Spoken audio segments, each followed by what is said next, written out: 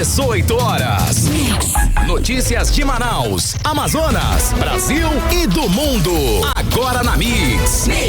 Ok, agora são 6h02. Boa noite pra você em 100,7. Você sempre aí na sintonia certa. Vamos juntos, mais uma edição do 18 horas. Hoje, apresentação especial Nathalie Moraes. Oi, Nathalie. Boa noite, Carlão. Boa noite, certo? Ouvintes do programa 18 horas. Tudo certo, Carlão, por aqui. Segunda-feira com muita informação. A gente vai trazer aí para os nossos ouvintes todas as atualizações sobre essa situação da crise climática, da estiagem aqui na nossa capital. Até às 19 horas, a gente tem muita informação para os nossos ouvintes aqui no 18 horas.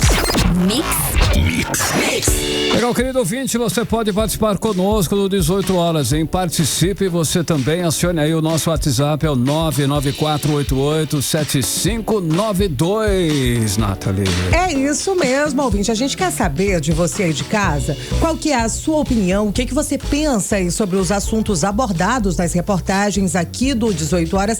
Manda um alô pra gente, tá aí? O Carlão já disse o número 994887592. É isso aí. Vamos aos destaques do programa 18 horas de hoje. Rio Negro baixou 76 centímetros nos últimos 3 dias e chegou à marca de 15,99 metros. Com o Rio Negro aqui na capital com a cota abaixo dos 16 metros, Ponta Negra será interditada. A Força Nacional do SUS reforça a atuação no Amazonas para combater efeitos das queimadas a partir desta segunda-feira. Eleições 2024, Justiça Eleitoral já recebeu mais de 38 mil denúncias de propaganda eleitoral irregular. Agora são 6h04. Esses e outros assuntos, os destaques desta segunda-feira, 16 de setembro de 2024. Você confere a partir de agora. Vamos juntos com você até às 7 da noite aqui no melhor Mix do Brasil em mais uma edição do 18 horas. 18 horas. Olha só, nós vamos começar falando sobre a situação preocupante dos nossos rios. O Rio Negro, por exemplo, em Manaus, atingiu hoje a cota de 15,99 metros. Com isso, a Prefeitura de Manaus decretou nesta segunda-feira a interdição da área de banho da Praia da Ponta Negra. Tem interditado, então, portanto, a Praia da Ponta Negra.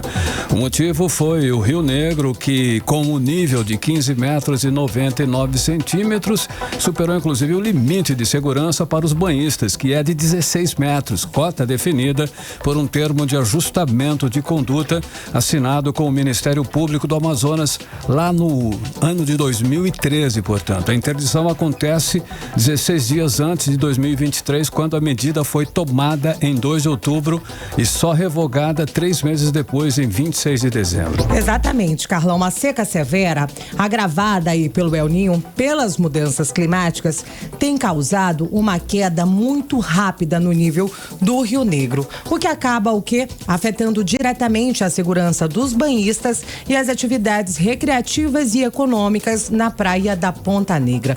Além aí dos riscos de afogamentos, o recuo da água também acaba, infelizmente, trazendo pra gente aí uma outra realidade, deixando exposto muito resíduo e muitos detritos que acabam sendo perigosos e prejudiciais, principalmente para nossa saúde, Carlão. Sim, os impactos, Nathalie, ouvintes, não param por aí, não. Essa crise hídrica também afeta severamente muito a população que depende dos rios para transporte e abastecimento. A Defesa Civil está em alerta e monitorando essa situação. E falando em seca, o nível do Rio Madeira atingiu uma marca histórica de apenas 41 centímetros. Essa marca, Carlão, ela foi alcançada no último sábado. É a menor marca desde o ano de 1967. A situação é crítica e exige uma atenção especial de todos nós. O Rio Negro em Manaus atingiu a cota de 15,99 metros. Esse nível vai obrigar, sim, a Prefeitura de Manaus a interditar a Praia da Ponta Negra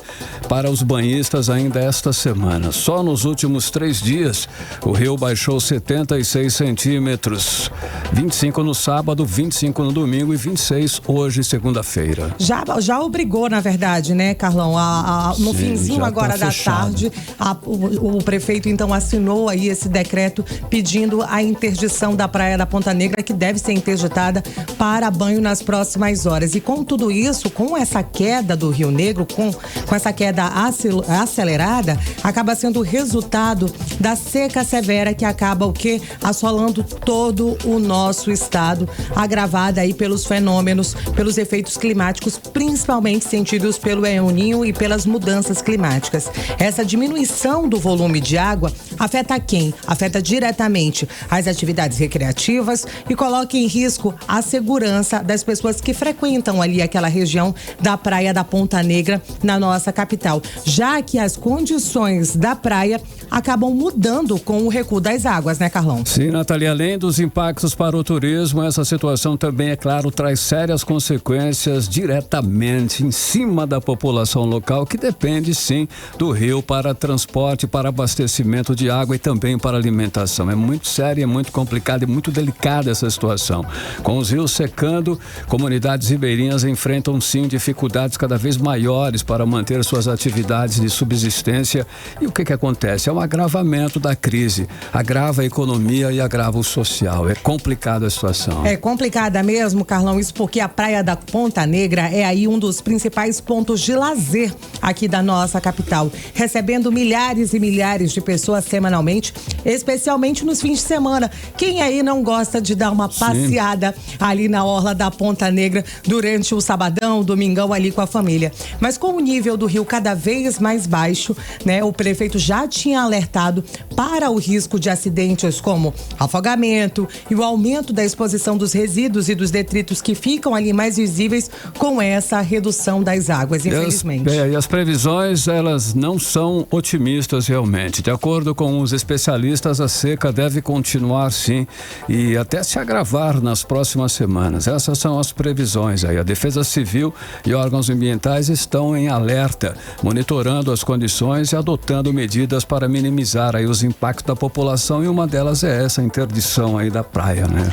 Enquanto isso, né, Carlão, a população de Manaus vive a expectativa de que quando o rio volte a subir, será que o rio vai voltar a subir logo? Até lá, as autoridades vêm pedindo cautela, principalmente aí dos frequentadores das praias, e para que eles sigam algumas orientações de segurança para acabar o quê? Evitando acidentes. Essa situação é bastante preocupante e acaba ali refletindo no impacto e nessas mudanças climáticas aqui na Amazônia, reforçando, é claro, para todos nós a necessidade de ações para mitigar os efeitos da seca e proteger a população. Olha só, o Rio Negro está a apenas 3 metros e 29 centímetros de bater o recorde de seca. Olha só, mais um recorde a ser batido. Foi registrado em 26 de outubro do ano passado, quando o nível do Rio Negro no Porto de Manaus atingiu 12 metros e 70 centímetros. Esse daí foi o último, né, recorde. Nós estamos para batê-lo. O repórter André Meirelles,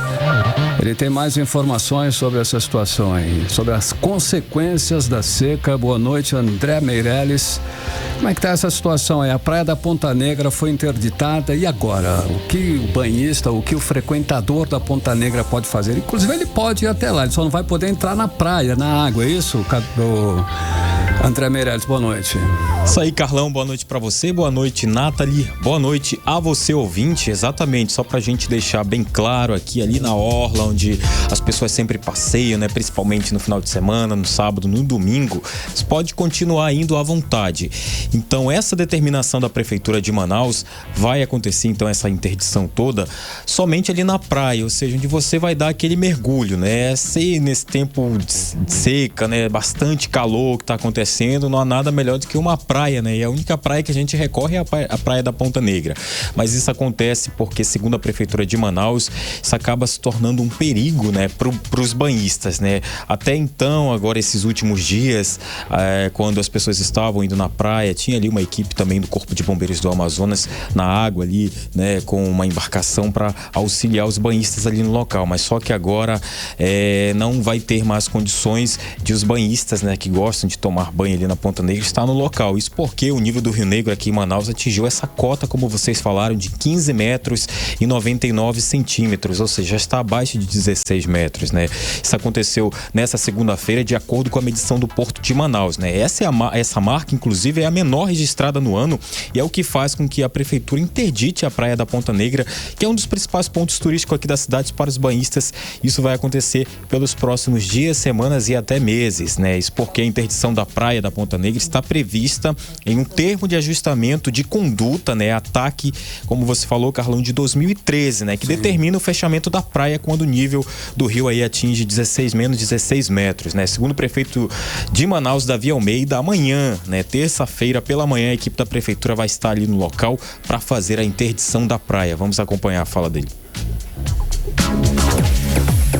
Como chegou abaixo dos 16 metros, amanhã nós já vamos tomar uma medida. Eu devo estar amanhã às 9 horas, 10 horas na Ponta Negra com vocês, mudando o status da cidade, mostrando para vocês a interdição da Ponta Negra e, acima de tudo, o cuidado que nós temos que ter também com os permissionários que vivem ali na praia, que terão, né, a sua fonte de renda prejudicada. Então nós vamos ver algum fomento, alguma coisa nesse sentido, pedindo autorização da Justiça Eleitoral. Estou no período eleitoral, então tudo isso nós temos que fazer de acordo com a autorização do Ministério Público, acompanhamento do Ministério Público, da Justiça Eleitoral, para que não haja prejuízo à renda dessas pessoas que se utilizam lá do espaço do nosso balneário para ganhar o seu sustento.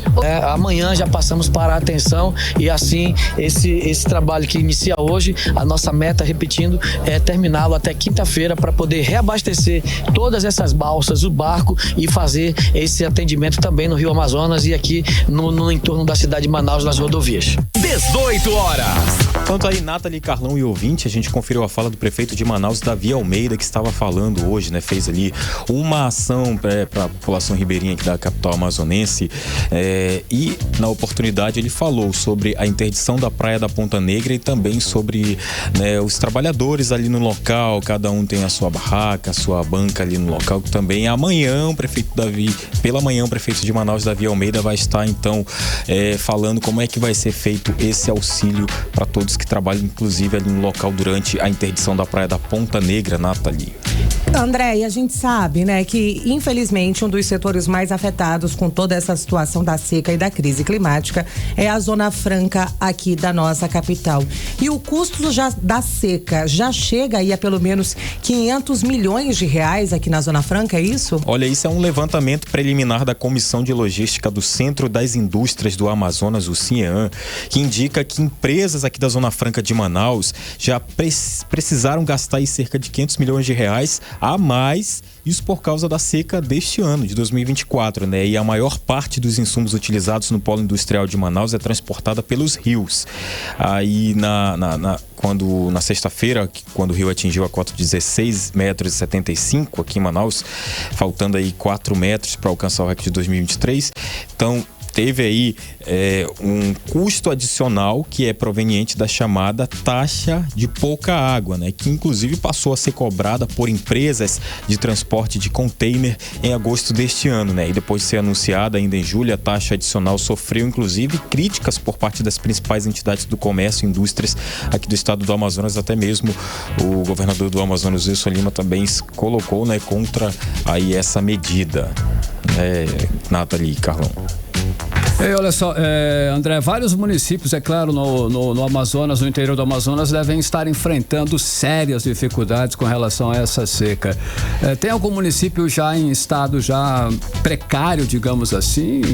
Bora falar aqui, Carlão, de Atalaia do Norte, né, no sudoeste aqui do Amazonas. É um dos municípios mais isolados do estado. Sim. E depende de outros municípios, inclusive para o abastecimento de mercadorias e alimento, né? E aí, com essa seca severa, né, que está acontecendo este ano, os moradores estão enfrentando a alta nos preços dos produtos, né? Inclusive, esse cenário ambiental crítico, né, que está vivido aqui no estado é o resultado dessa combinação de seca dos rios e também as queimadas, né? O aumento de preços está diretamente relacionado ao frete também.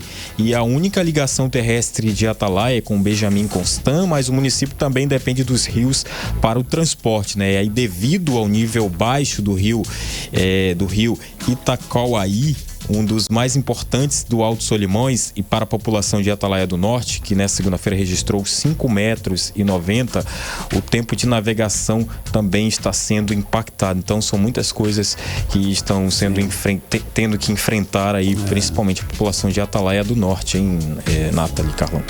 André, aqui na nossa capital, a gente sabe que um dos locais, um dos pontos mais afetados com essa questão da seca e da estiagem é a Marina do Davi, localizada ali na zona oeste zona oeste aqui da nossa capital. Isso porque, né, barqueiros, moradores, flutuantes acabam sentindo na pele e principalmente no bolso prejuízos acumulados por conta dessa situação. Só pra gente ter uma ideia, né, eu tava vendo aqui que o transporte de passageiro, que é feito 80% através daquelas lanchas, das 7 comunidades que são atendidas pelos barqueiros da Marina do Davi, eles só estão conseguindo chegar até 2 comunidades, as demais todas estão isoladas e impossibilitadas de acesso. Inclusive hoje, o Museu do Seringal, ali na Vila do Paraíso, na região do Tarumã-Mirim, foi interditado por conta dessa questão da seca. Lá na região do Tarumã, nos lagos do Tarumã, a situação também está complicada, André? Complicada, hein, Nathalie? Não é só a Praia da Ponta Negra que é o único ponto turístico aqui de Manaus que está sofrendo aí com os impactos da descida dos rios, não. A seca também afeta, né, aqui a situação aí do Museu do Seringal, que vai ser fechado, na verdade já foi fechado hoje temporariamente, né? A situação crítica do nível do Rio Negro aqui no Amazonas, inclusive afeta também a população ribeirinha local, que está enfrentando aí esses problemas de acessibilidade para sair e voltar das comunidades, né? Como também a situação da Marina do Davi, como você mencionou, Nathalie, ali na zona oeste de Manaus. A seca acabou mudando a rotina de quem trabalha no local, né? O transporte de passageiro é feito geralmente por lanchas, e só que 80% aí está prejudicado, né? Inclusive a gente conversou com José Moraes, que trabalha no local há 23 anos como aquaviário na corporativa dos profissionais de transporte fluvial da Marina do Davi, e diz que das 7 comunidades atendidas, hoje só é possível aí chegar até 2. Vamos conferir a fala dele.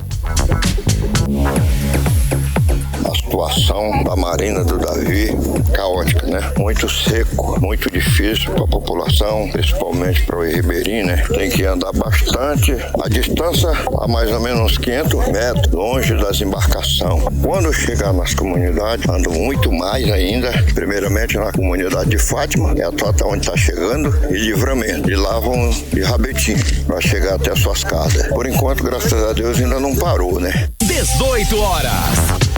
Tá, então, Nathalie, Carlão e ouvintes, a gente conferiu a fala do barqueiro José Moraes, né? A gente está falando aí que hoje o Museu do Seringal, Vila Paraíso, na zona rural de Manaus, fechou as portas para visitação, né? Tudo isso por conta aí da seca que dificulta o acesso ao local, que é feito exclusivamente pelo Igarapé São João, um afluente do Tarumã-Mirim, né? Inclusive, a gente vai continuar ouvindo a fala do barqueiro José Moraes, que fala aí, né, dessa situação. A estiagem das maiores foi em 2023 e essa agora de 2024. Se ela seca mais, como tá aí, 50 centímetros, 80 por aí, nós já vamos parar. Aí só de rabeta mesmo, da Marina do Davi e as comunidades. Aí o sofrimento aumenta mais ainda. O fluxo de passageiro caiu mais ou menos 80%. E a distância é longa para eles estarem andando, tanto aqui como nas comunidades. Então só vem aqueles que têm necessidade de vir aos sábados e domingos, que nós levávamos grande quantidade de gente para as praias, para as comunidades. Hoje a gente dá uma viagem só, subindo até a primeira e a segunda comunidade, e de tarde dá uma voltando. É somente isso. Caiu demais nosso movimento. 18 horas. Tá aí, a gente conferiu a fala do José Moraes, barqueiro. Olha, nos últimos dias, trabalhadores da Prefeitura de Manaus começaram a construir as pontes de madeira para ajudar no acesso à Marina de Davi, que está quase, né, intrafegável. Na capital amazonense entrou em situação de emergência por 180 dias por causa da seca, e segundo a Defesa Civil do Amazonas, são mais de 460 mil pessoas afetadas pela estiagem em todo o estado, em 93 comunidades rurais somente aqui da capital. Nathalie, Carlão. Beleza, André Meirelles, boa noite. Para 6h21, você era o melhor mix do Brasil. 18 horas. Olha só, o governo federal está preparando uma medida provisória para liberar um crédito extra de R$500 milhões para o combate aos incêndios florestais que afetam a Amazônia e o Pantanal. A medida é para reforçar as operações de contenção das queimadas que têm atingido níveis alarmantes em 2024, ameaçando a biodiversidade e a segurança das populações locais. Nathalie Moraes está acompanhando essa situação de perto e tem mais informações para a gente. Nathalie está ali, no dia a dia com essa situação. Nathalie, a previsão é que essa injeção financeira fortaleça essas ações de fiscalização e também aquisição de equipamentos e envio de brigadistas às regiões mais afetadas pelas chamas. Como isso vai acontecer, Nathalie? Realmente procede essas informações, Nathalie? Procedem sim, Carlão, mais uma vez. Boa noite aos nossos ouvintes, 18 horas e 22 minutos aqui na nossa capital. A gente está trazendo agora as atualizações do governo federal, que preparou aí uma medida provisória para abrir um crédito, Carlão, extraordinário de pelo menos R$500 milhões para combater. É uma grana alta, altíssima, para combater aí. Milhões. A gente está falando de um crédito extraordinário. A gente tem acompanhado direto toda essa situação da crise climática aqui no Brasil e os investimentos que já foram enviados pelo governo federal, principalmente aqui para nossa região e para o Pantanal, não foi pouco não. E aí agora a gente está falando de mais de R$500 milhões para combater os incêndios aonde? No Pantanal e na Amazônia. A gente sabe, a Amazônia e o Mato Grosso são as regiões realmente mais afetadas do Brasil com toda essa situação. A expectativa, Carlão, inclusive, é que seja publicado ainda hoje no Diário Oficial da União esse crédito extraordinário. Essa proposta, ela foi debatida durante uma reunião na manhã dessa segunda-feira, onde participou aí o presidente Luiz Inácio Lula da Silva e vários ministros, os ministros ali auxiliares, onde eles debateram toda essa situação da queimada. Mas olha, a gente reforçar, Carlão, foi uma discussão até um pouco tardia, precisou a fumaça chegar lá no sul e sudeste do Brasil para que a gente realmente fosse enxergado e que as pessoas pudessem observar o que a gente está vivendo debaixo de fumaça. A gente já está assim há pelo menos 2 meses e só agora essas medidas estão vindo aí à tona, elas estão sendo tomadas de fato. Além desses ministros e do presidente da República, participaram aí representantes do IBAMA e também do ICMBio. Essa medida atende uma autorização feita pelo ministro do Supremo Tribunal Federal, o Flávio Dino, que já liberava ali os recursos fora do arcabouço fiscal para então combater as queimadas sem impacto ali nas metas fiscais. Esse parecer, ele foi publicado no domingo. E aí, Carlão, a gente traz agora para os nossos ouvintes a fala da ministra Marina Silva, que também participou dessa reunião, ela que é a ministra do Meio Ambiente, e ela falou sobre essa situação da crise climática que nós estamos enfrentando. Durante a reunião, a ministra chegou a afirmar que tem muita gente fazendo terrorismo climático diante dessa situação das queimadas. Vamos conferir aí o que diz a ministra. Mas existem aqueles que estão fazendo um verdadeiro terrorismo climático, usando a temperatura alta, a baixa umidade e ateando fogo no nosso país, prejudicando a saúde das pessoas, a biodiversidade, destruindo as florestas. É fundamental que todos os agentes públicos da Polícia Federal, da Polícia Civil, do Corpo de Bombeiros, Exército, Marinha, Aeronáutica, todos que já estão mobilizados, continuem nessa mobilização, porque há uma razão, porque essas pessoas, aliás, há uma intenção na ação dessas pessoas. Não é possível que diante de uma das maiores secas de toda a história no nosso continente, no nosso país, com a proibição que já está feita em todos os estados, obviamente que nesse momento nós temos 2 estados que não estão em seca, das 27 unidades da federação, que as pessoas continuem colocando fogo. 18 horas. A gente ouviu aí, Carlão e ouvintes antes do programa 18 horas, a fala da ministra Marina Silva, ela que é ministra do Meio Ambiente. Só que, Carlão, infelizmente, a gente sabe que a maioria dessas queimadas são intencionais e provocadas por ações humanas. Só para você ter uma ideia, Carlão, o Corpo de Bombeiros divulgou agora há pouco um boletim mostrando que nas últimas 24 horas o Corpo de Bombeiros aqui do Amazonas combateu mais de 300 focos de incêndio em uma área de aproximadamente 600 mil metros quadrados de extensão. Essa força-tarefa foi montada desde ontem, desde o domingo, em reforço aí à Operação Céu Limpo e segue atuando. Essa operação, Carlão, os militares eles foram deslocados para aquela região ali do Cacau-Pireira, na região metropolitana aqui da nossa capital, que infelizmente segue sendo uma das regiões mais afetadas. E aí, Carlão, a gente está falando de incêndios muitas vezes provocados por ações humanas. Inclusive, nesse fim de semana, viralizou nas redes sociais um vídeo em que aparece um homem de forma intencional caminhando pela rua e tocando fogo no Bosque da Ciência. Realmente. Não sei se você viu, Carlão. Esse vídeo realmente viralizou nas redes sociais. E aí, o que acontece agora? A Polícia Federal vai investigar essa tentativa de incêndio criminoso que aconteceu ali no entorno do Instituto Nacional de Pesquisas da Amazônia, o INPA. Essas imagens, elas foram flagradas ali no último sábado pelas câmeras de segurança ali do entorno do INPA.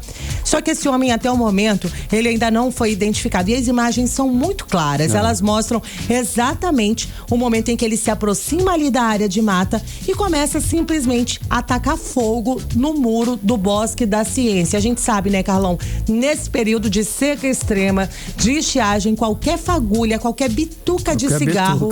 Qualquer bituquinha ali já era. Qualquer bituca de cigarro, né, no mato muito seco é propício para que a gente tenha ali um incêndio e que perca o controle realmente de toda essa situação. Inclusive, felizmente, o Corpo de Bombeiros conseguiu atuar ali e agir naquela área de forma emergencial, prevenindo que aquele incêndio se alastrasse ainda mais. E aí inclusive o espaço de visitação pública ali do laboratório de pesquisa na capital amazonense precisou ser suspenso por conta da ação. Né? Não foi afetado, mas precisou ter as atividades suspensas, até porque a Polícia Federal estava ali atuando ali naquela área para iniciar então o trabalho de investigação para identificar quem seria esse homem aí que foi até ali aos redores do INPA e tacou fogo na mata de forma intencional, infelizmente, Carlão. Agora, Natália, esses 500 milhões de reais aí para combater os incêndios florestais, né, que afetam a Amazônia e Pantanal e tudo mais, essas ações aí, né, que nós falamos agora, vai ser coordenado por quem? O governo federal? E exatamente, Carlão, o governo federal e o Ministério Público Federal devem coordenar aí essas ações, inclusive, né, como eu disse anteriormente, essa autorização já veio do Supremo Tribunal Federal, então a gente vai seguir, de fato, acompanhando toda essa situação, porque a gente está falando de 500 milhões de reais. São muitas ações, né? São muitas ações, e a Karime sempre reforça aqui no nosso programa, a gente já recebeu tanto dinheiro e até agora nada, a gente não vê, a gente não vê, de fato, a gente continua vendo os bombeiros apagando fogo com os abafadores e a gente sabe que isso não vem controlando o fogo aqui na nossa região. Exato, Nathalie. Então tá, é isso aí, né? É isso, Carlão. 6h30, você no melhor Mix do Brasil. Mix. Olha só, queimadas em todo o Brasil, principalmente no norte e centro-oeste, são responsáveis por queda na avaliação do governo Lula. No quesito meio ambiente, queda brusca, eu diria. É o que aponta aí a pesquisa IPEC divulgada no fim de semana, Nathalie. Não dá para fazer vista grossa diante de toda essa situação, né, Carlão? E aí essa pesquisa mostra claramente isso. Porque segundo essa pesquisa, 44% dos entrevistados consideram que a gestão de Lula é ruim ou péssima. Quando a gente fala de quê? De ações ambientais na área ambiental. 11 pontos a mais do que no levantamento do mês de abril, contra 35% dos entrevistados que consideraram o governo Lula ótimo ou bom. Quem tem os detalhes completos sobre esse assunto é a repórter Odinê Araújo. Além de destruir a vegetação e a qualidade de vida no país, as queimadas estão destruindo a avaliação do presidente Lula. Mesmo com percepção geral de melhora em comparação à gestão de Jair Bolsonaro, o governo de Luiz Inácio vê crescer a avaliação negativa em áreas como meio ambiente e segurança pública. Pesquisa IPEC, divulgada pelo jornal O Globo, aponta que a reprovação ao desempenho do governo no meio ambiente cresceu mais nas regiões Norte e Centro-Oeste, onde se localizam a Amazônia e o Pantanal, os dois biomas mais atingidos pelas queimadas. De acordo com a pesquisa IPEC, para 38% da população, a situação no país melhorou em comparação ao período do governo Bolsonaro. Já para 34%, a situação piorou. Na avaliação por temas específicos, no entanto, em quase todos, a atuação do governo Lula é mais apontada como negativa do que como positiva. Para apenas 35% dos entrevistados, o governo do petista é ótimo ou bom. Agora, quando se fala em meio ambiente, 44% consideram que a gestão de Lula é ruim ou péssima nesta área, 11 pontos a mais do que no levantamento de abril. E as queimadas Brasil afora são as grandes vilãs dessa avaliação, segundo o IPEC. Mas para o cientista político Afrânio Soares, a questão ambiental não foi a única responsável pela queda na avaliação do presidente Lula. A avaliação do meio ambiente não foi a única, né? Pelo que eu vi na pesquisa, que piorou. Praticamente todas tiveram uma piora. De qualquer maneira, essa questão do meio ambiente, principalmente nas regiões Norte e Centro-Oeste, ela ganha importância nesse período de verão, onde as queimadas acontecem. O prefeito alega que essa fumaça que assola Manaus, ela vem de outros municípios, mas se você observar no mapa de queimadas, em Manaus também tem focos de queimadas, não só nos municípios. Para alguns especialistas, os números do IPEC refletem ainda o cenário de polarização desde as eleições de 2022. Segundo a pesquisa IPEC, a área melhor avaliada no governo Lula é a educação, onde 37% avaliaram a atual gestão como ótima ou boa, contra 34% que a consideraram ruim ou péssima. A margem de erro dessa pesquisa é de 2 pontos para mais ou para menos. Odneia Araújo para o 18 horas. Você está ouvindo 18 horas. 6h33. De volta com 18 horas, Nathalie Moraes. Vamos para os bastidores da política amazonense. Exatamente, Carlão. A gente vai falar com quem? Com ela, nossa musa, Cíntia nossa estrela da política aqui, a Cíntia Blink. Isso porque ontem a gente teve aí mais um debate entre os candidatos prefeituráveis de Manaus e quem promoveu aí, na verdade, esse debate foi ela, a dona da zorra toda, a Cíntia Blink, que promoveu e mediou o debate, que não teve ou não teve cadeirada, Blink? Boa noite, Nathalie. Boa noite, Carlão. Boa noite, Blink. O debate não contou com as presenças de Davi Almeida e Roberto Cidade, Blink? Foi isso. Boa noite pra você que tá acompanhando a gente. Não teve cadeirada, viu? Pra quem gosta, mas não teve. Assim como não teve Davi Almeida nem Roberto Cidade. Davi Almeida, na verdade, não tinha mandado representante para aquela reunião que a gente precisa fazer com os advogados e assessores antes de ir pro debate, de verdade. Antes do debate rola todo um bastidor, viu? O Davi já falou que não ia, né? Ele já havia anunciado que não ia. Agora, não Roberto Cidade não. Ele tinha representante, ele só foi dizer que não iria umas 4 horas antes do evento, que ele mandou ali uma nota dizendo que infelizmente ele tinha outro compromisso. Eu não sei se ele descobriu naquela mesma hora, porque pra gente ele tinha confirmado aí, enfim, essas coisas aí que acontecem, né, perto de debate. Ele ainda não tinha deixado de ir pra nenhum debate. Acho que ele virou estrela, agora tá em segundo, é isso? Ele acreditou nisso, né? Que ele tá seguro aí no segundo turno com o Davi Almeida, já tá tudo anunciado, então ele não tem por que ir pra debate, porque vai se expor e aí pode acabar falando alguma bobagem ou não falando, ou aí os dois vão fazer a linha do Lombardi, vai ficar difícil, né? Exatamente, eu quero ver um segundo turno, como vai ser o debate do segundo segundo turno. Lombardi, né? Mas fora essas ausências, as ausências foram percebidas, foram atacadas, mas sabe, ele estava ausente do debate, mas ele estava presente no debate, porque ele entrou online, ele estava conferindo tudo.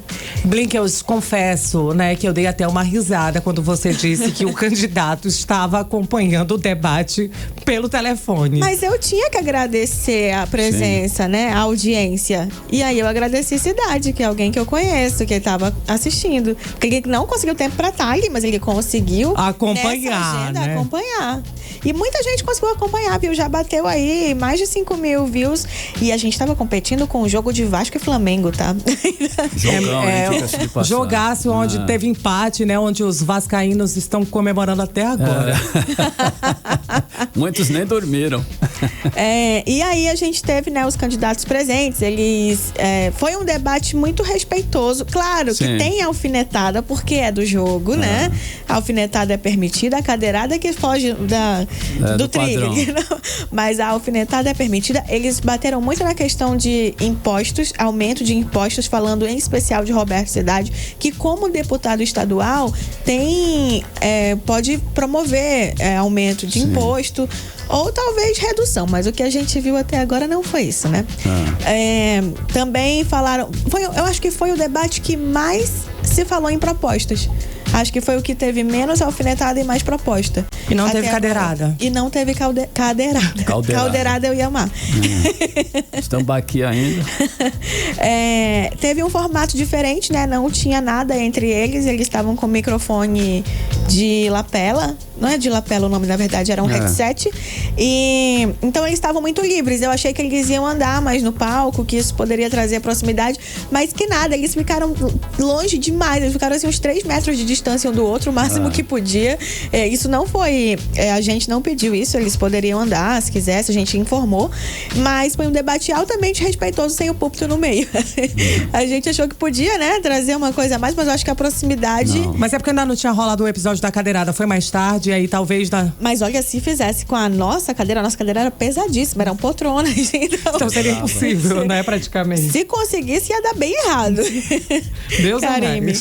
Que nós ainda teremos mais 3 debates aqui em Manaus, é isso? Com os prefeituráveis? É isso. Agora só no próximo dia 24, na TV Diário. Depois no dia 27, que cai num sábado, na Record News. No dia 1º de outubro, TV A Crítica. E finaliza com a Rede Amazônica, como tradicionalmente acontece, né? A Globo em todo o Brasil, ela faz o último debate no dia 3 de outubro. E aí, dia 6 de outubro, a gente vai às urnas. Manaus irá às urnas 2 vezes, tá, gente? Isso aí eu posso afirmar que teremos sim segundo turno. Quem estará no segundo turno, eu já não vou fazer o mago, né? O feiticeiro aí que acerta todas. Tudo pode mudar. Mas o segundo turno, Manaus terá sim, porque Manaus não é uma cidade que decide de primeira. Blink, agora vamos falar da situação no interior aqui do nosso estado. Conta pra gente. O Adail Pinheiro teve a candidatura deferida e ele deve disputar as eleições para a prefeitura de Coari ou não? Foi deferida, significa que a Adail está com sinal verde para continuar a candidatura ao lado do filho, tá? O filho dele não é o que é deputado federal, é outro filho dele. Deixa eu só lembrar o nome do filho dele, acho que é Emanuel Pinheiro, isso mesmo, o Emanuel Pinheiro. Tá como vice na chapa dele e ele é o candidato. O que aconteceu? Por que havia uma dúvida se seria deferido ou não, se ia liberar ou se não ia? Acontece que teve 3, não foi 1, não foi 2, 3 pedidos de impugnação feitos pelo Ministério Público Eleitoral e pelos candidatos adversários, que são Aben Avelar e Dr. Rayone Cabral. O MP argumentou que Adail estaria inelegível até dezembro de 2024, porque as condenações a respeito ali de exploração sexual e improbidade administrativa vão até dezembro desse ano.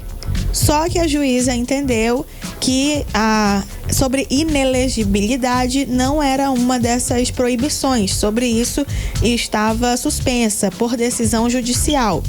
Com isso, Adail pode sim concorrer às eleições. O MP fez essa denúncia e os outros 2 adversários fizeram denúncias parecidas sobre esse mesmo ponto. Mas a juíza entendeu que a coligação Quari rumo ao futuro, que a coligação de Adail pode continuar sim, porque não há nenhum tipo de impedimento. Então, ele e o filho... Adail no páreo. Estão na disputa e assim, né? É muito fortes nessa disputa. Pode acontecer dele eleger e depois de eleito ele perder esse cargo por alguma razão aqui dessa última condenação? Gente, pode acontecer. Mas tem que deixar acontecer pra gente vir falar. Não é tão seguro. Agora, se acontecer dele, aqui já adiantando totalmente, né? Ele for eleito, caso ele tenha que sair, o filho dele quem assume, que é o vice. Tá tudo em casa. Tudo em casa. Beleza, então é isso, Cíntia, que temos para hoje? É isso que temos para hoje. Então até amanhã, né? Tem mais alguma coisinha aí? Não, tem porque Adail não. É o Alberto Neto. Alberto Neto. Durante todo o debate ele falou sobre Roberto Cidade ser alguém que aumentou taxa, né? Aumentou imposto. E assim, eu fui dar uma olhada no Divulga Cand, ele criou um site que chama robertacha.com.br. Peraí, o site é só sobre as taxas de campanha do candidato opositor, é isso? As taxas do Estado que ele colaborou para que ficassem maiores de acordo com o candidato Alberto Neto. E lá no Divulga Cand você tem que declarar que site você usa para campanha. E um dos sites do Alberto Neto é o robertacha.com.br, que ele explica tudo como que aumentou e qual foi a participação de Roberto Cidade. E eu achei isso sensacional. Bem bolado. Que é uma das armas aí que se estão usando. Estão atirando. É isso. Beleza. Eu trago mais informação para você amanhã. Valeu, Cíntia. Até amanhã, então. 6h42, você no melhor mix do Brasil. 18 horas. Olha só, a Justiça Federal já recebeu mais de 38 mil denúncias de propaganda eleitoral irregular. O aplicativo permite que eleitores informem irregularidades como o uso de outdoors, distribuição de brindes e propaganda antecipada. Olha, Carlão e ouvintes, a maioria das denúncias ali recebidas pela Justiça Eleitoral através do aplicativo Pardal é proveniente de estados, principalmente aqui da região norte e também do nordeste do Brasil.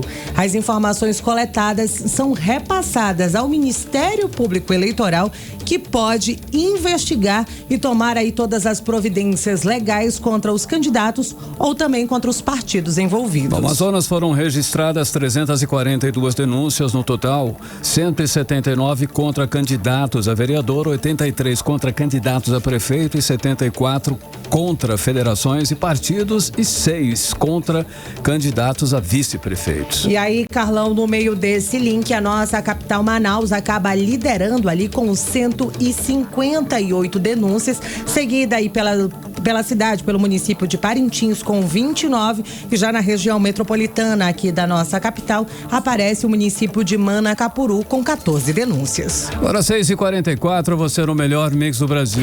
Mix. Natália Moraes, está tudo no ponto aí, nós vamos conferir agora a previsão do tempo e temperatura para amanhã, terça-feira. Natália Moraes, é com você. Previsão do tempo. Olha só, Carlão e ouvintes, uma notícia até que boa, né? Segundo o site Clima Tempo, amanhã o clima vai ficar um pouco mais ameno do que foi hoje. Porque hoje foi realmente um calorão difícil de lidar. A gente chegou ali, a previsão do Clima Tempo era para que hoje nós batêssemos ali 41 graus, mas acho que a gente bateu 41 graus na sombra, viu? Mas a previsão para essa terça-feira é que a máxima fique ali na casa dos 28 graus e a mínima de 38 graus a máxima e a mínima de 28 graus. O tempo permanece bem parecido com hoje, um pouco mais ameno, né? Já que o calor diminui um pouco mais. Só que o que acontece? A gente vai registrar uma terça-feira de sol com algumas nuvens, sem nenhuma previsão de chuva, Carlão. Ok, Nathalie, 6h45, você no melhor mix do Brasil. Olha só, agora nós vamos voltar a falar das queimadas. É que a Força Nacional do SUS reforça a atuação no Amazonas para combater efeitos das queimadas a partir desta segunda-feira, Nathalie.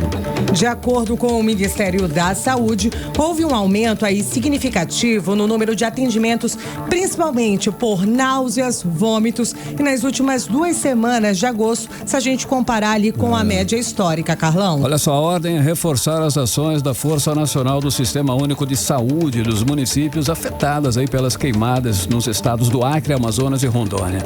Vamos aos detalhes agora na reportagem de Eudinéia Araújo. A partir dessa segunda-feira, a ordem no Sistema Público de Saúde é reforçar o atendimento das vítimas das queimadas em todo o Brasil. A determinação do Ministério da Saúde é que a equipe do SUS avalie a situação dos locais e apoie os governadores e prefeitos no atendimento à população. Em nota, a pasta explicou que o trabalho será dividido em 3 níveis: orientação e organização da rede assistencial, como reforço nas UBSs, unidades básicas de saúde, e expansão dos pontos de hidratação para a população. Já o 3º nível deve ser implementado apenas em caso de colapso na rede de saúde. Esse nível prevê o uso de estruturas maiores, como a instalação de hospitais de campanha.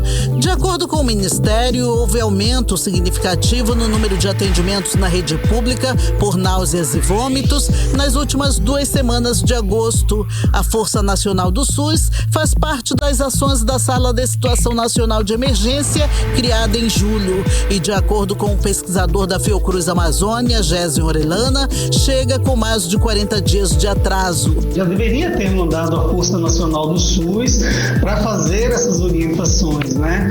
São orientações em 3 níveis, né? De acordo com o próprio Ministério da Saúde, né? Eles inclusive estão aqui em Manaus, né? No Amazonas, e essas gestões, nessas orientações, nessas ações nos 3 níveis, né, que envolvem ali desde orientação e organização da rede até a preparação para um cenário mais extremo, né, que não deve se consolidar. O pesquisador da Fiocruz Amazônia, Gésio Orellana, defende que em locais com a qualidade do ar péssimo por causa das queimadas, como em São Paulo e no sul do Amazonas, as aulas deveriam ter sido suspensas. Nós temos hoje o sul do Amazonas, né, o norte do estado de Rondônia, o Acre, com níveis de qualidade péssimo, né? Então, esse tipo de medidas, né, já deveriam, na verdade, ter sido anunciadas há mais tempo, deveriam ter sido anunciadas de forma oportuna, de forma a realmente ter algum efeito sobre a saúde da população, e não 2 meses praticamente depois de instalada a crise dos incêndios, dos focos de incêndios criminosos na Amazônia. Os estados mais afetados com problemas de saúde relacionados às queimadas são Goiás, Mato Grosso, Distrito Federal e Tocantins, com quase 200% de aumento dos casos. Mas todas as regiões do Brasil estão com pontos de risco perigosíssimos para incêndios, segundo o Instituto Nacional de Meteorologia, o INMET. São mais de 6.000 focos ativos de incêndios, de acordo com o INPE, o Instituto Nacional de Pesquisas Espaciais. Eudinéia Araújo para o 18 horas. Você está ouvindo 18 horas. Legal, 6h49. Você no melhor Mix do Brasil e os destaques dessa segunda-feira em mais uma edição do 18 horas. Nathalie, agora nós vamos para Brasília. Vamos chamar o nosso correspondente Cadu, Carlos Eduardo Matos. Cadu, boa noite, Cadu. Olha só, Cadu, o senador Omar Aziz declarou guerra realmente contra as bets e apresentou inclusive à Procuradoria-Geral da República o pedido para retirar do ar sites e aplicativos enquanto não houver uma regulamentação. Ele pegou pesado, hein, Cadu? Boa noite. Inclusive nós já abordamos esse assunto aqui, já estávamos com isso em pauta, né, Cadu? Boa noite. Isso mesmo, Carlão. Boa noite para você, meu querido. Boa noite, Nath. Boa noite, ouvintes do 18 horas. É uma guerra e tanto, viu, Sim. Carlão? Diria até que é uma batalha inglória. As bets ganharam muita força no Brasil. Hoje são conglomerados bilionários, né? Patrocinam grandes times, financiam grupos de comunicação. Então a gente vai ouvir muito pouco dessa campanha do senador Omar Aziz, não contra as bets, mas contra esse efeito devastador causado pelas apostas esportivas online. Por que a gente vai ouvir pouco? pouco dessa história, porque as bets patrocinam a grande mídia do país. E se elas patrocinam a grande mídia, devem patrocinar também campanhas políticas. Então elas vão fazer de tudo para que Omar Aziz seja uma voz solitária. Esse é o jogo, e faz parte do jogo isso. E eu vi, Cadu, uma reação bastante negativa a ele, né? Nas redes sociais, inclusive, né? Olha, quem sabe da história é porque é uma história grave. Os casos de vícios provocados pelas apostas esportivas online são casos graves. Inclusive aqui em Brasília, um caso que não chegou à imprensa, que eu vou contar aqui para vocês, é que um servidor concursado do Senado, ele tirou a própria vida dentro do Senado por dívidas, por causa de apostas esportivas online. Você tem ideia do que é a dimensão dessa coisa? Tem a gente conversa, né, Carlão, né, Cadu? Sim. Inclusive, eu já vi pessoas realmente vendendo imóvel para pagar as dívidas geradas aí por conta desses aplicativos, por conta desses jogos online, por conta dessas bets. É uma situação realmente complicada. É preocupante, né? E o que motiva o senador Omar Aziz a querer tirar do ar essas bets no Brasil? Exatamente isso, porque segundo ele, devido ao estrago que elas estão causando nas famílias, né? Principalmente os jovens, então a aposta online é um vício que está no celular, né? Tá na palma da nossa mão, muito fácil fazer um Pix, à medida que ganha, depois perde de novo, faz outro Pix, aí começa a se endividar, como você falou, Nath. É uma bola de neve, um ciclo vicioso, né? Então o senador falou sobre isso nas redes sociais hoje. Eu trouxe pra gente ver e ouvir, porque vai ser um vídeo, vai sair no YouTube também, a íntegra desse vídeo que ele gravou e saiu agora de manhã. Vamos ouvir. Eu quero me dirigir a todas as famílias brasileiras. Nesta segunda-feira, eu estarei entrando com uma ação na PGR, Procuradoria-Geral da República, para tirar todos os sites de jogos do Brasil, para que eles saiam do ar, como fizeram com o Twitter. É simples, até porque ela está destruindo famílias. O número de saques da poupança aumentou bastante. O número de consignado aumentou assustadoramente, pedindo dinheiro emprestado para jogar. E quem está jogando? Crianças, jovens. E quem está fazendo propaganda disso? Pseudos líderes, pseudos ídolos, que em vez de ensinar coisas boas para jovens e crianças e adolescentes, estão induzindo essas pessoas a jogarem. E quem perde com isso? Sempre são os mais humildes, os mais pobres. As famílias estão deixando de comer para jogar. É um absurdo o que está acontecendo com o nosso país. Nós não somos uma republiqueta.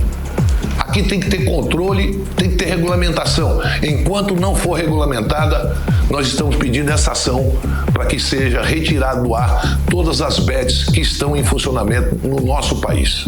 18 horas. Legal, ouvimos aí o senador Omar Aziz falando aí sobre essa situação das bets, né, Cadu? Isso, Carlão. Falando tecnicamente, o senador Omar Aziz, ele entrou com uma ADPF, que é uma ação de descumprimento de preceito fundamental. Sim. Nesse documento, ele pede que o STF, porque é a PGR que vai analisar e vai encaminhar ao STF, tá? O Supremo Tribunal Federal. Ele quer que o STF tire do ar esses sites, aplicativos de apostas esportivas online, até que o governo federal regulamente o setor. Por quê? No fim do ano passado, Carlão, o Congresso Nacional aprovou a regulamentação das bets. Foi no fim do ano, 12 de dezembro, que por sinal é uma lei com muitas brechas, com muitos vícios jurídicos, né, que beneficiam principalmente as empresas. Inclusive, os parlamentares, eles rejeitaram uma emenda, Carlão, de criar um limite por apostador, justamente para evitar o vício no jogo. E o erro começou aí, né? Eles deixaram solta a coisa. E o papel de regulamentar o mercado pela lei ficou nas mãos do governo federal, que vai começar esse trabalho a partir do ano que vem. Então, por enquanto, as bets seguem fazendo a farra. Por isso que o senador quer acabar com essa bagunça, quer tirar as bets do ar até que essa regulamentação seja finalizada. Então, vamos seguir acompanhando, porque o assunto é quente, o assunto chama a atenção da sociedade, e que essa questão do vícios em apostas está realmente causando muitos estragos nas famílias, mas é um assunto pouco falado por um motivo que eu acabei de falar. Carlão e Nath. Cadu, e as pesquisas Quest, Atlas e Datafolha acabam indicando aí que os candidatos de Bolsonaro estão liderando em 12 capitais aqui no Brasil. Já enquanto os candidatos do governo Lula lideram somente em 4, é isso? É isso mesmo, Nath. Analisando os resultados das últimas pesquisas desses 3 institutos, mas também contando com Paraná Pesquisas, com o Atlas também, os candidatos apoiados por Jair Bolsonaro estão liderando a disputa em 12 capitais, como você disse. E desse total, 5 são do PL, que é o partido de Jair Bolsonaro. Já os candidatos apoiados pelo presidente Lula estão liderando em 4 capitais e somente em Goiânia, que tem candidato petista saindo na frente nas pesquisas. Esse dado, Nath, nos chama a atenção porque estamos chegando já na volta final da campanha política, né? Era para estar todo mundo trabalhando a todo vapor. Tem muita gente, inclusive, reclamando que o dinheiro do fundo eleitoral não caiu até agora, mas isso é outra história, é trocar o pneu com o carro andando. Faz parte da política, não é mesmo, Carlão? Você que conhece melhor do que eu. Mas o presidente Lula parece que ainda não engatou a quinta marcha, viu, Nath e Carlão? Essa reclamação vem de dentro do PT. Lula vem cumprindo a agenda presidencial, porém ele não vem cumprindo a agenda de campanha política, né? O partido vem pedindo para ele visitar Natal, Porto Alegre, Belo Horizonte, Fortaleza, Vitória, Goiânia. Ele esteve lá recentemente para a inauguração de um BRT, mas ele não subiu no palanque do candidato dele. Então o presidente ele vem alegando cansaço, problemas com a segurança interna, problemas logísticos, porque a lei eleitoral não permite que ele use a estrutura do governo federal para fazer campanha, então os gastos de deslocamento têm que ser pagos pelo PT, então tem essa questão econômica, financeira, mas vamos ficar atento, porque se o presidente continuar indisposto, digamos assim, como ele está agora, o PT vai repetir aquele feito de 2020, que não elegeu nenhum candidato, nenhum prefeito de capital. Talvez se eleger vai ser só um, que vai ser em Goiânia. Então vai contar aí só com os candidatos do Centrão, que são mais alinhados ao governo, como é a história de Rio de Janeiro e São Paulo, né? Beleza. Nath, Carlão. Saideira tem, rapidinho, Cadu, pra gente finalizar? Só uma saideirazinha, vamos falar do Pablo Marçal, né? A história, o episódio da cadeirada do Datena, no Pablo Marçal, no debate de ontem da TV Cultura, um episódio inusitado, mas previsível, né? Porque não é fácil. Engraçado, porém muito triste pra gente. É um misto de sensações, né, Carlão? Foi um mico internacional, né, Cadu? Repercutiu no mundo inteiro. Só para repercutindo esse caso, Carlão, a Polícia Civil de São Paulo, agora à tarde, ela abriu um inquérito contra o José Luiz Datena pelos crimes de lesão corporal e injúria contra o Pablo Marçal.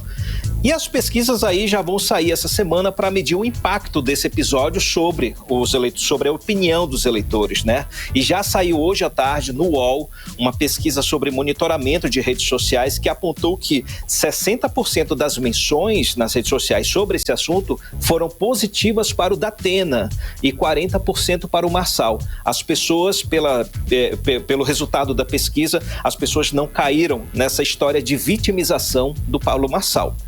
Que bom, eu não vou dizer que ele mereceu, será que ele mereceu? Não sei, eu vou ficar com a Blink aí, jogando no ar as historinhas, mas eu acho que, o cara falou um bocado de coisas que ofenderam realmente, né? Mas o cara tem que se controlar. Volto com vocês, Nath, Carlão. Beleza. Tem que. Por isso que eu digo, né? Ele acabou levando a cadeirada. É candidato a prefeito. Mas aí todo... uma das principais... No final, quem levou a porrada foi ele. Ele vai ficar com ela pra sempre. Exatamente. Como diria o meu pai. Beleza, então, Cadu. Obrigado. Um abraço, galera. Valeu. Até amanhã. 6h59. 18 horas. Muito bem, nós vamos conferir agora os principais destaques do dia no Amazonas, no Brasil e no mundo. 18 horas. Candidato a prefeito de São Paulo, Pablo Marçal, decide entrar com ação criminal contra o oponente, José Luiz Datena, e também contra a ação civil pedindo indenização por dano moral.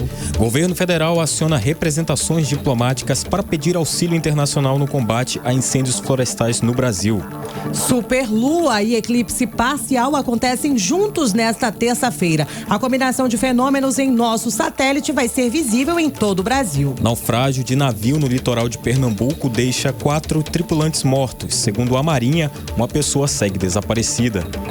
Mix. 18 horas e 59 minutos. A gente segue agora direto para o editorial 18 horas. Editorial 18 horas. Combate às queimadas importa as pessoas, é o que apontou a pesquisa do IPEC. Os avanços dos incêndios pelo país fez cair a aprovação da gestão do presidente Lula. A questão do meio ambiente teve o maior salto na percepção negativa. Agora 44% consideram que a gestão de Lula é ruim ou péssima nesta área, 11 pontos a mais do que no levantamento anterior em abril.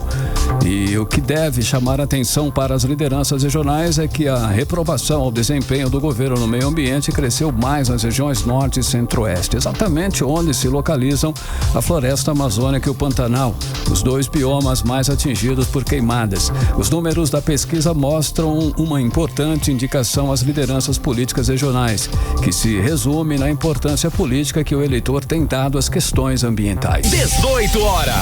7:01, Nathalie, boa noite, até amanhã. Boa noite, até amanhã. Você ouviu 18 horas. As notícias do Brasil e do mundo. De volta amanhã.